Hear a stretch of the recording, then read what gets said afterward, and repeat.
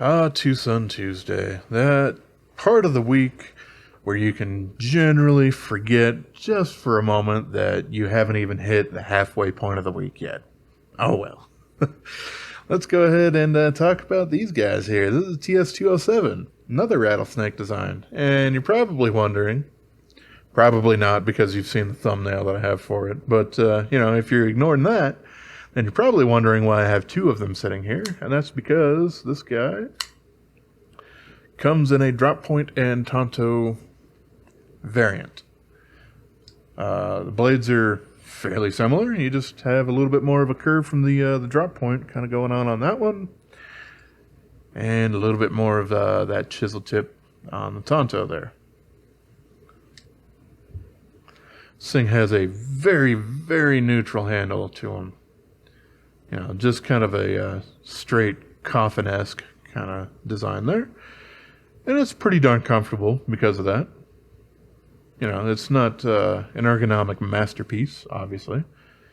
And, I could deal with a little bit of, maybe a little bit less lock bar access or a little bit more chamfering there, because this is just a little tiny bit pointy in general. Only if you're really trying to power down through something, but, just casual cutting and whatnot, it's not going to end up bothering you too much. These guys are from RattleSnake Design, as you can probably also see from the thumbnail there. These are in 14C28N. And yeah, what is nice is we have a nice hollow grind kind of going on here. And I've seen that on quite a few Tontos in my day, but it's getting a little bit difficult to try and find some, hollow ground, compound grind things in something other than a Tonto tip, like this drop point here. So I do kind of appreciate that. They do have a pretty nice action. I think the Tonto one here might have just a little bit better. Yeah, they're about the same. Yeah, they're a wiggle shot. They're not necessarily a drop shot. That's perfectly fine. Something that I'm not exactly crazy about is, this kind of pommel thing here on the end. I mean, obviously that's what the lanyard loop is kind of attached to, sort of thing there. But yeah, it comes down to a point. And because that's going to be sticking up, that's, basically when you grab for the knife, that's going to poke you pretty much all the time. And the blade is also pretty darn close up to the top there without any kind of protection. Yeah, you're probably not going to end up slicing your finger open, but it's certainly possible that you could, unfortunately.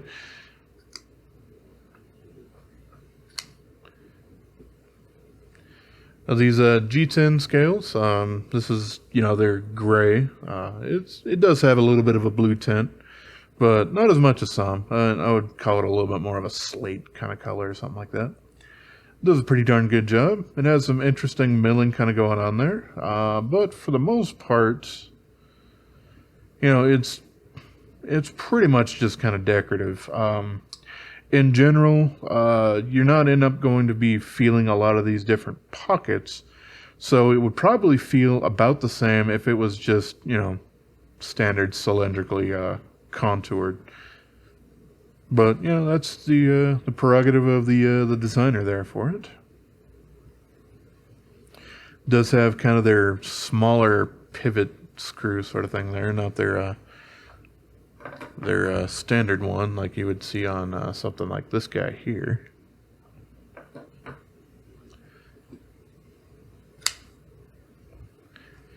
But let's see. I should probably do some size comparisons and whatnot. That means I wasn't prepared, so let me open up my drawer with those things.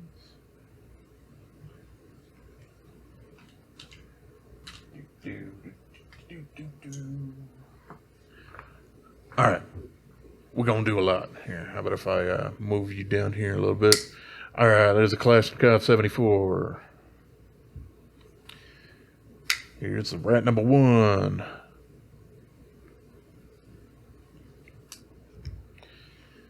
Here's the paramilitary 2.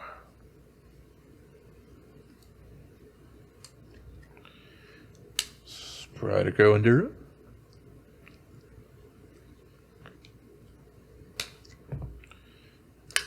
There we go. We got the Mannix 2XL.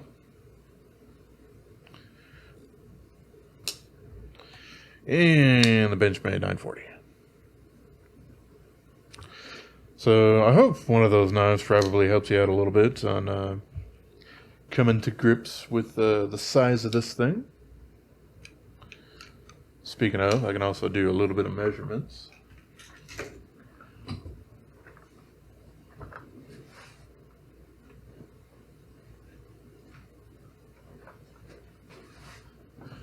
Was also on the other side of my workbench.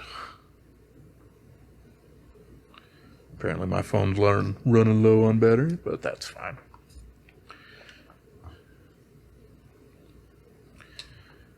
All right, let's see. Let's go 2 ounces. 4.58 ounces. Basically 130 grams. Let's see if the other one is basically about the same. Basically. A gram less.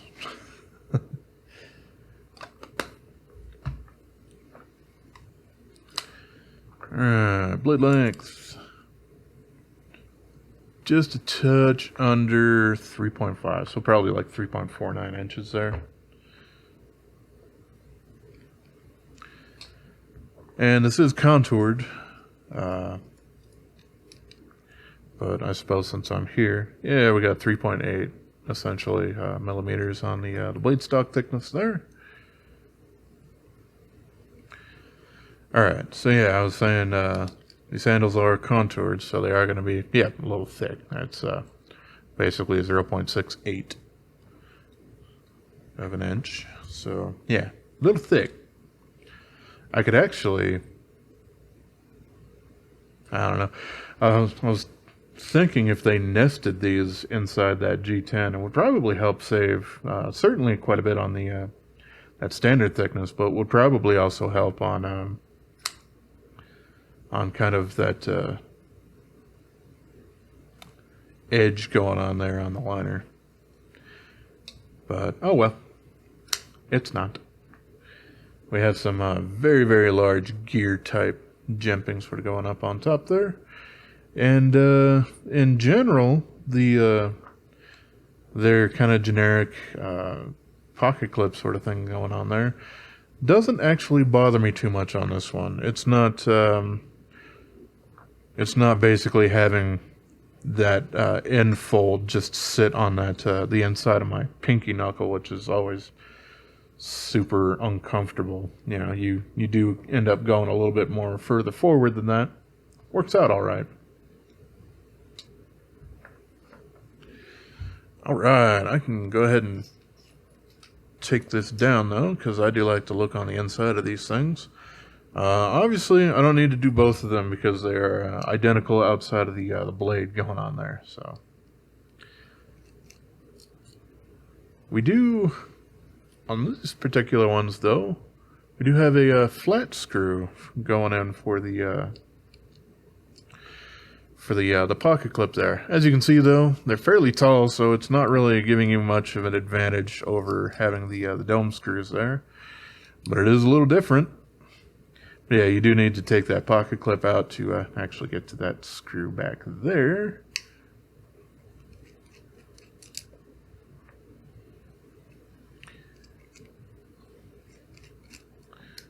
There is that and that. Yep, there's your standard G10 there on the inside.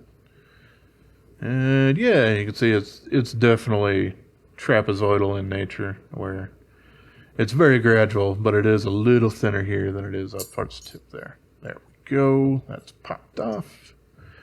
And yeah, we can see we have a little bit of skeletonization and one little pocket here on the lock bar side. We can also see that we have an internal blade stop pin, and that the liners do carry it around there. There's not a giant opening there, which is great. However, looking at it, that looks just a little Like there's not enough kind of behind there.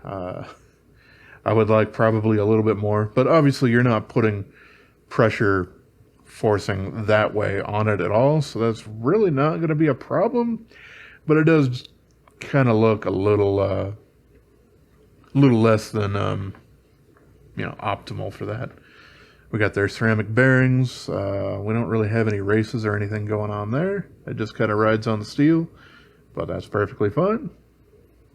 Just means that it will probably end up breaking in just a little bit over time so that the action will get better on them. We have an interesting 90-degree kind of backspacer thing here.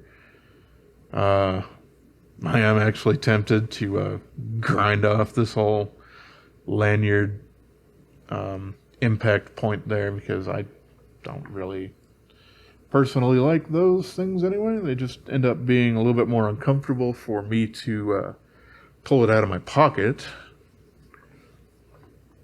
And I'm not really using my knives as an impact tool on a daily basis.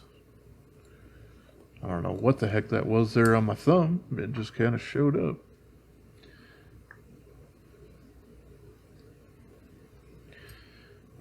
Yeah, super nice and simple to be able to take it apart, put it back together. We do have a D-shaped pivot going on there.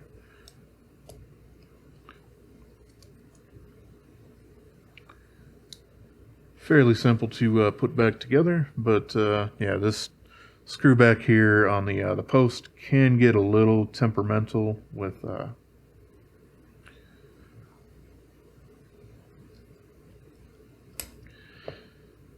when it comes to trying to get that fully back through there and kept there. So yeah, it does help to continually add a little bit of pressure to it. Let's see. Where did that extra screw go that flung a little bit? Because that's the one that I need. Oh, they're all the same. Okay. Yeah. Well, the one for that, not the pocket clip, is actually just a little bit shorter, but they all are flat, which is nice. I do like that. All right. Now I can reattach the pivot here super quick.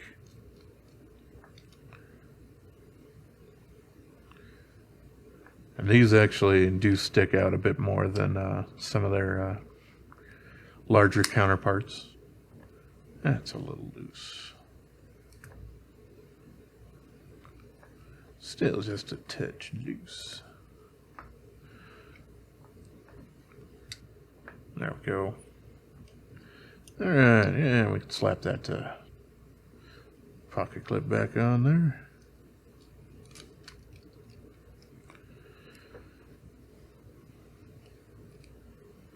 I do like these flat screws, not necessarily for the pocket clip, but you know, for keeping it nice and flush there. I do actually kind of like that, and wish they'd use that a little bit more often than their standard dome screws.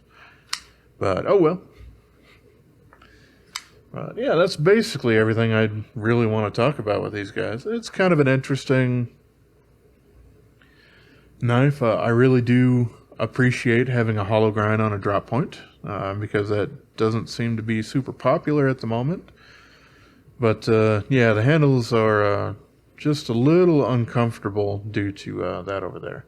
But still, these things go for fairly darn cheap, so that's pretty good. If you're looking for something like that, then yeah, I'd probably go for it.